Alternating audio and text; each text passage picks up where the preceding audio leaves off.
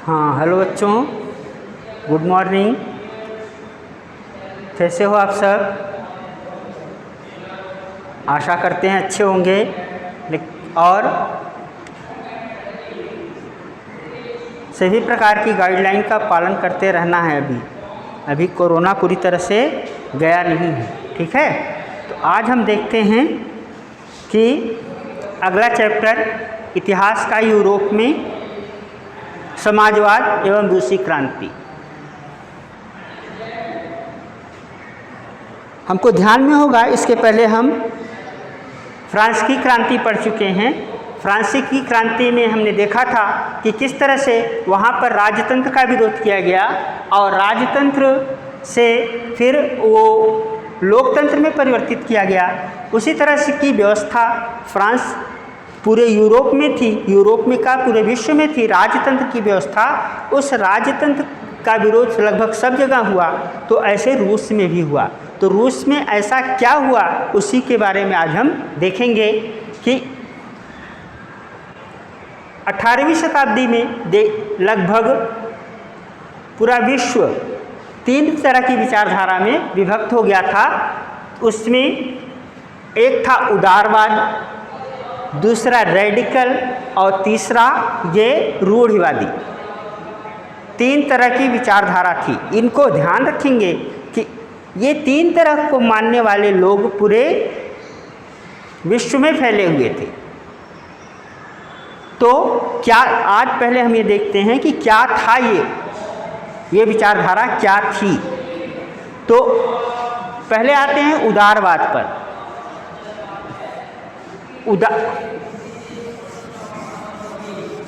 क्या था उदारवाद?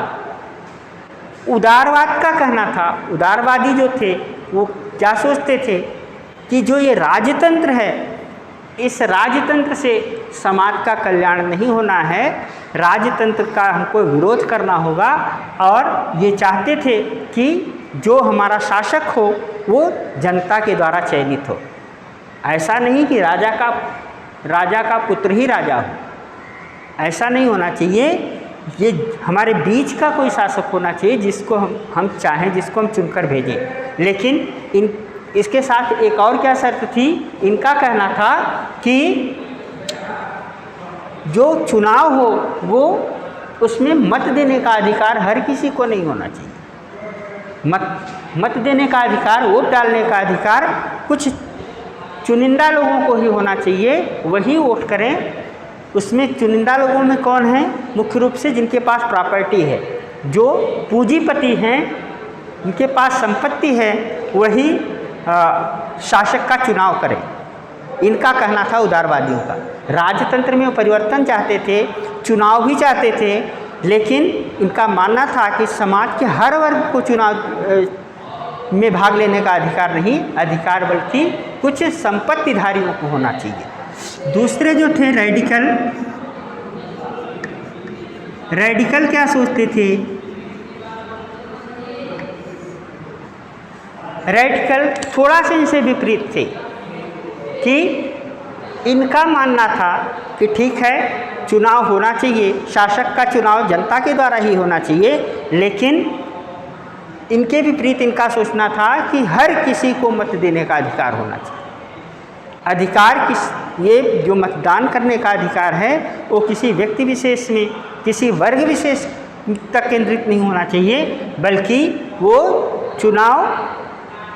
वोट डालने का अधिकार हर किसी को, समाज के किसी भी वर्ग के लोग हैं, स्त्री हो पुरुष हो, किसी जाति वर्ग के हों, वो सबको वोट डालने का अधिकार होना चाहिए। ये अंतर था इन दोनों में।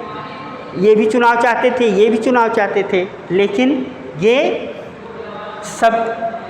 कहते थे कि सबको वोट देने का अधिकार नहीं होना चाहिए। इनका कहना था कि हर किसी को वोट देने का अधिकार होना चाहिए।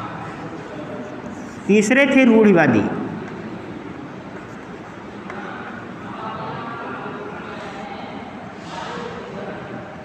उदारवादी, रेडिकल और रूढ़िवादी। रूढ़िवादी क्या थे? रूढ़िवादी का मतलब इनका रूढ़िवाद ये होता है जैसे हमारी जो पुरानी परंपराएं चली आ रही हैं उसमें किसी प्रकार का परिवर्तन नहीं होना चाहिए। जो जैसे यथावत चल रहा है उसी तरह से चलते रहना चाहिए। हम ऐसे भी देखते हैं, अपने भी समाज में देखते हैं, जब हम किसी पुरानी परंपरा को बदलने का प्रयास करते हैं तो उसका विरोध भी शुरू हो जाता है कि नहीं, ये हमारी पुरानी परंपराएं यथावत चलती रहनी चाहिए, इसमें किसी प्रकार का बदलाव नहीं होना चाहिए। तो यही इनका सोचना था कि जो हमारी व्यवस्था जैसे चल रही है वैसे ही चलती रहनी चाहिए और इसमें बदलाव नहीं होना चाहिए। लेकिन ये सोच इनकी प्रारंभिक सोच थी, शुरुआत में ऐसा सोचते थे, लेकिन धीरे धीरे परिस्थितियों को देखते हुए इनको भी लगने लगा कि नहीं, समाज में परिवर्तन आवश्यक है, लेकिन ये परिवर्तन एकदम अचानक नहीं होना चाहिए, इसकी गति धीमी होनी चाहिए, धीरे धीरे करके एक एक करके परिवर्तन किया जाना चाहिए। तो ये तीनों विचारधारा बहुत ध्यान रखेंगे। इसी का प्रभाव पूरे यूरोप में या कहिए पूरे विश्व में पड़ा। यहाँ हम यूरोप और रूस को पढ़ रहे हैं तो इसलिए यूरोप और रूस के बारे में ही ध्यान दें विशेष करके। तो यूरोप, तो ये तीन तरह की विचारधारा, इसको बहुत ध्यान रखेंगे क्योंकि यही पूरा चैप्टर का बेस है। और इसके बाद आता है औद्योगिकरण।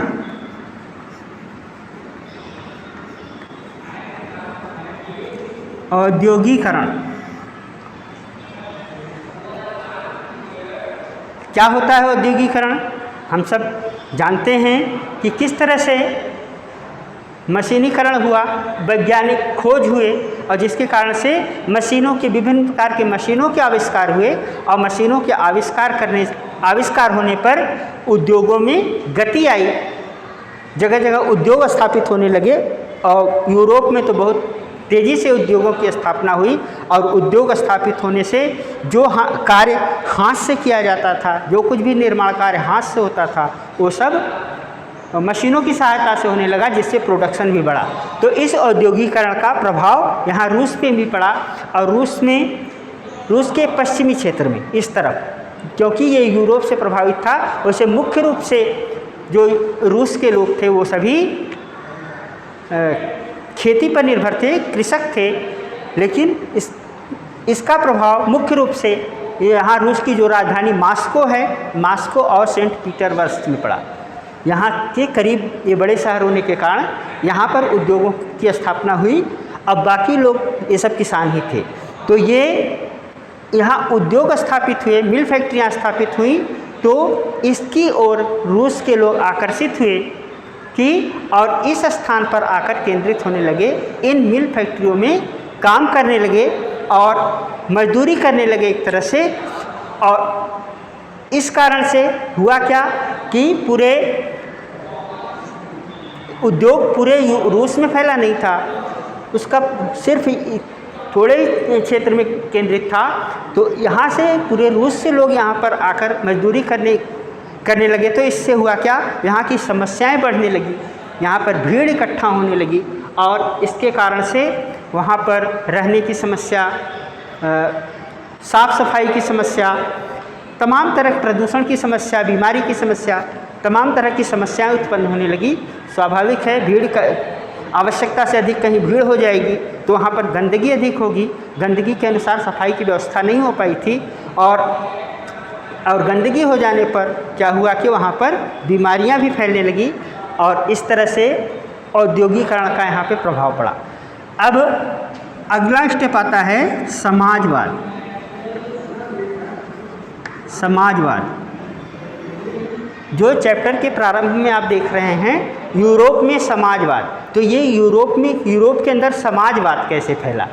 समाजवाद पहले है क्या? समाजवाद का मतलब कि जो कुछ भी संपत्ति, जो कुछ भी पूंजी देश की है, जो कुछ भी संसाधन है, वो सभी व्यक्तियों का है, किसी एक का उस पर अधिकार नहीं होना चाहिए। और औद्योगिकरण से हुआ क्या कि जो पूंजीपति थे वो उद्योगों की स्थापना करते थे और उद्योग लगाते थे, तो उसमें मजदूर आकर काम करते थे और इन्हीं मजदूरों की सहायता से वो पूंजीपति और अधिक धनवान होते जा रहे थे। और लेकिन मजदूरों की समस्याएं बढ़ती जा रही थी। काम मजदूर करते थे, इन्हीं मजदूरों के परिश्रम से ही पूंजीपति जो थे वो धनवान होते जा रहे थे और उनकी मजदूरों की समस्याएं बढ़ती जा रही थी। इस प्रकार से पूरे समाज में एक ऊंच नीच का जो भाव था वो बढ़ता जा रहा था, कम होने को कौन कहे, और बढ़ता जा रहा था। जो उद्योगपति थे उनके पास संपत्ति अधिक होती जा रही थी और जो गरीब थे वो और ज़्यादा गरीब होता जा रहा था, उसकी समस्याएं बढ़ती जा रही थी। वही रहने की समस्या, खाने की समस्या और गंदगी की समस्या, बीमारी की समस्या, तमाम तरह की समस्याएं वो झेल रहे थे। तो यही समाजवाद, इससे एक वर्ग का और उदय हुआ कि जो संपत्ति है वो किसी एक के अधिकार क्षेत्र में नहीं होना चाहिए, जो कुछ भी है वो सभी में बराबर का बंटवारा होना चाहिए। वो पूंजीपतियों का न होकर बल्कि क्या होना चाहिए, सरकार के नियंत्रण में होना चाहिए और सरकार अपने हिसाब से उसका बंटवारा पूरे समाज में करे, ये कहना था समाजवादियों का। तो इस प्रकार से और इसी विचारधारा को लेकर इनके एक लीडर थे वो कार्ल मार्क्स।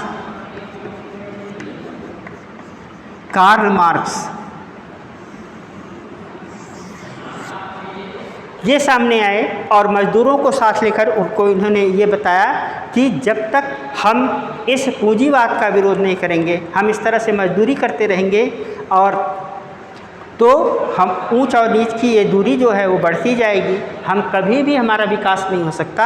हम ऐसे हमारी समस्याएं और कम होने को कौन कहे और अधिक होती जाएगी। इस कारण से हमें एक अलग प्रकार के समाज की स्थापना करनी होगी जिसमें मजदूरों का वर्चस्व हो। तो ये कहना था कार्ल मार्क्स का। और इस तरह से कार्ल मार्क्स के विचारधारा से जो मजदूर थे वो बहुत अधिक प्रभावित हुए और उनको लगने लगा कि हाँ, ये व्यक्ति सही कह रहा है, इसी से हमारा उद्धार हो सकता है। और उन सब ने मिलकर एक नए प्रकार के समाज की स्थापना की। और इसका प्रभाव रूस में ही नहीं बल्कि ये यूरोप के और देशों में भी पड़ा।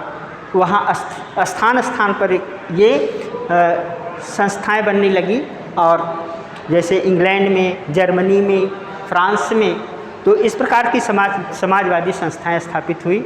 इसी को साम्यवादी या कम्युनिस्ट पार्टी इसी को कहते हैं। तो बाकी आगे ये इस चैप्टर का फर्स्ट पार्ट था कि किस तरह से यूरोप में समाजवाद आया। समाजवाद के बाद अब इस समाजवाद के कारण रूस में किस प्रकार से क्रांति हुई, इसको हम अगले पार्ट में पढ़ेंगे।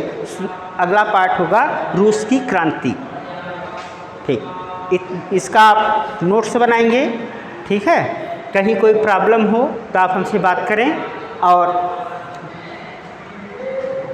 ठीक है, ये आप कोरोना की गाइडलाइन का भी बराबर पालन करते रहेंगे, बिल्कुल ज़रा से भी असावधानी ना हो। ये मान के चलें कि अभी ये पूरी तरह से गया नहीं है और थर्ड वेव भी आने वाली है, तो इसका पूरी तरह से पालन करते रहेंगे। मास्क, सैनिटाइज़र, इस सब का प्रयोग बराबर करते रहें। साफ़ सफाई ज़रा सी भी लापरवाही न करें, ठीक है।